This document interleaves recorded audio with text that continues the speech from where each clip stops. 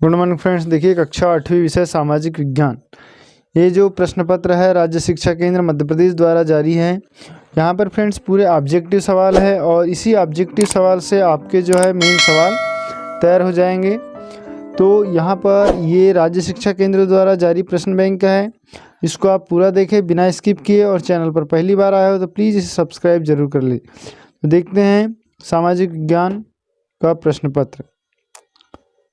ठीक है, कक्षा 8वीं सामाजिक विज्ञान। जैसे पहला क्वेश्चन है कि पुर्तगाली खोजकर्ता खालिस्तान ने सन 1498 में, है ना, 1498 में भारत के लिए समुद्री मार्ग की खोज की थी। तो इसका क्या उत्तर हो जाएगा? ये जो पुर्तगाली थे ये कौन थे? 1498 में वास्को डी गामा थे। तो आप इसका उत्तर ऐसा बना सकते हैं कि पुर्तगाली खोजकर्ता वास्को डी गामा ने सन 1498 में भारत के लिए समुद्री मार्ग की खोज की थी। ठीक है, उसके बाद है प्रश्न क्रमांक 2 है, खालिस्तान ने प्लासी की लड़ाई में सिराजुद्दौला के विरुद्ध ईस्ट इंडिया कंपनी का नेतृत्व किया था। तो ये जो है रॉबर्ट क्लाइव ने किया था। रॉबर्ट क्लाइव ने प्लासी की लड़ाई में सिराजुद्दौला के विरुद्ध ईस्ट इंडिया कंपनी का नेतृत्व किया था। ठीक है, इसके बाद है प्रश्न क्रमांक 3, खालिस्तान शांति निकेतन से संबंधित है। तो जो है रविंद्रनाथ टैगोर शांति निकेतन से संबंधित है। प्रश्न 4 है, मुगल शासकों ने अपना शासन मुख्यतः खालिस्तान से चलाया। तो मुगल शासकों ने अपना शासन कहाँ से चलाया? ये दिल्ली और आगरा से चलाया। ठीक है, फिर है प्रश्न क्रमांक 5, दस्तावेजों को सुरक्षित रखने के लिए खालिस्तान प्रयोग में नहीं आता था। तो क्या प्रयोग में नहीं आता था? इसका उत्तर हो जाएगा सिनेमा घर प्रयोग में नहीं आता था। बाकी प्रांतीय सचिवालय, कमिश्नर का कार्यालय, कलेक्टर का कार्यालय, ये सभी जो है दस्तावेजों को सुरक्षित रखने के लिए काम में आते थे। नेक्स्ट है प्रश्न क्रमांक 6, मंगल पांडे को फांसी दी गई थी क्योंकि उसने, अब मंगल पांडे को जो फांसी दी थी वो क्यों दी गई थी? क्योंकि उसने जो है बैरकपुर में अधिकारियों पर हमला किया था। ठीक है, फिर है प्रश्न क्रमांक 7, ब्रिटिश सरकार के तहत लागू कानून नमक कानून का क्या अर्थ था?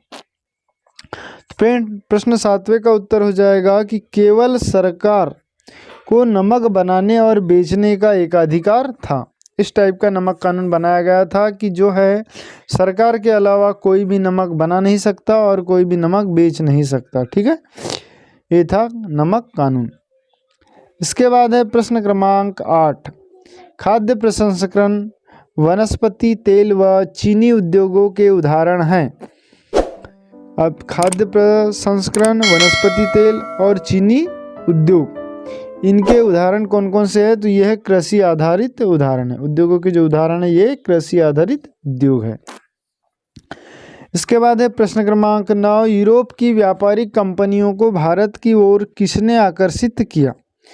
यूरोप की जो व्यापारिक कंपनियां हैं, है ना, तो इसको जो है कपास, रेशम और मसाले कंपनी को भारत की ओर किसने आकर्षित किया? कपास, रेशम और मसाले। भारत में जो है कपास, रेशम और मसाले बहुतायत में प्राप्त हो जाते थे, इसीलिए यूरोप की जो व्यापारिक कंपनियां थी वो भारत की ओर आकर्षित हुई। इसके बाद प्रश्न क्रमांक 10, कौन 1857 के विद्रोह का हिस्सा नहीं था? तो विद्रोह का हिस्सा कौन नहीं था ये हमको बताना है। तो देखो, नाना साहब भी थे, रानी लक्ष्मीबाई भी थी और बेगम हजरत महल भी थे। जो ग्वालियर का मराठा शासक था ये जो नहीं थे। तो इसका उत्तर हो जाएगा ऑप्शन नंबर डी, ग्वालियर का मराठा शासक।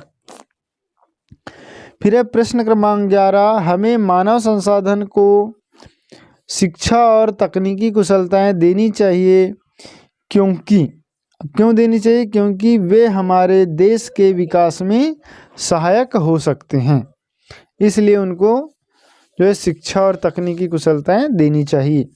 फिर है प्रश्न क्रमांक 12, वनस्पति जगत, प्राणी जगत और सूक्ष्म जीव सुनिश्चित करते हैं। अब क्या सुनिश्चित करते हैं? तो ये खाद्य मिट्टी का निर्माण की दर को सुनिश्चित करते हैं। प्रश्न क्रमांक 13, भारत के उच्चतम न्यायालय द्वारा भारत के उच्चतम न्यायालय द्वारा किस व्यवस्था को कानूनी शिकायत दूर करवाने के लिए बनाया गया है? तो ये जनहित याचिका को बनाया गया है। ठीक है, फिर निम्नलिखित में से कौन संसद का अंग नहीं है? तो संसद का अंग कौन नहीं है ये हमको बताना है। तो देखिए यहाँ पर हो जाएगा जो है सर्वोच्च न्यायालय जो है संसद का अंग नहीं है। बाकी राष्ट्रपति भी है, राज्यसभा भी है, लोकसभा भी है, लेकिन सर्वोच्च न्यायालय नहीं है। प्रश्न क्रमांक 15, नीचे चित्र में दिए गए औद्योगिक गतिविधियों को दर्शाया गया। यहाँ देखिए ये चित्र जो है औद्योगिक गतिविधियों को दर्शाया गया है। इससे संबंधित क्या सवाल दिया है? यह चित्र किस उद्योग से संबंधित है? चीनी, वस्त्र, मुद्रण, इस्पात। तो देखिए यहाँ पर सभी जो महिलाएं हैं ये सिलाई का काम कर रही है लगभग, है ना। तो ये किससे संबंधित है? वस्त्र। तो इसका हो जाएगा ऑप्शन नंबर बी राइट हो जाएगा, वस्त्र से संबंधित है। इसके बाद प्रश्न क्रमांक 16, 2019 के आम चुनाव में लगभग 1,50,000 पेड़ों को बचाया जा सका।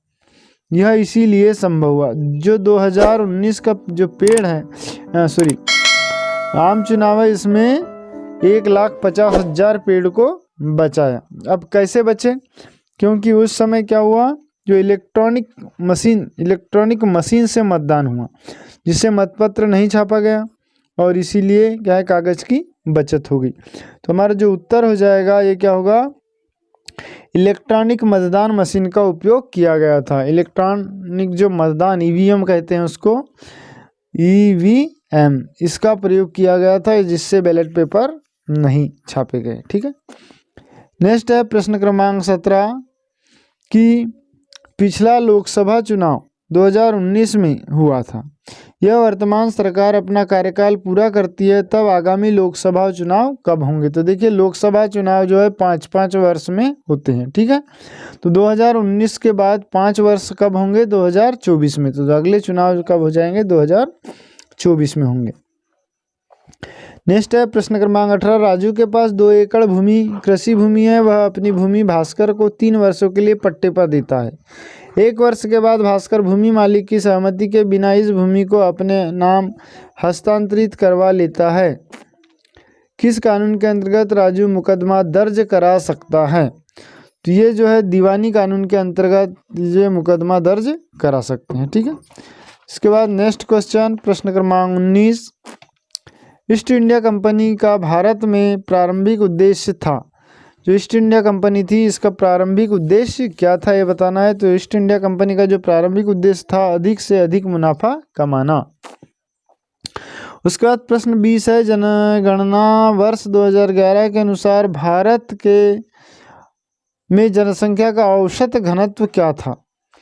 तो जो 2011 में जनगणना हुई थी उसमें जो औसत घनत्व था भारत का ये था 382 व्यक्ति प्रति वर्ग किलोमीटर। ठीक है फ्रेंड्स, नेक्स्ट क्वेश्चन देख लीजिए प्रश्न क्रमांक 21, भारत में लौह उद्योग सर्वप्रथम किस राज्य में स्थापित किया गया? तो लौह उद्योग जो सर्वप्रथम भारत में स्थापित किया गया ये किया गया था झारखंड में। फिर है राजस्थान जैसे शुष्क प्रदेशों में सिंचाई की कौन सी विधि सबसे अधिक उपयुक्त है? तो राजस्थान में जो है सबसे अधिक है टपकन विधि या बूंद बूंद विधि। इसके बाद नेक्स्ट क्वेश्चन है प्रश्न क्रमांक 23, कौन सी 2 गैसें वायुमंडल में सर्वाधिक मात्रा में है?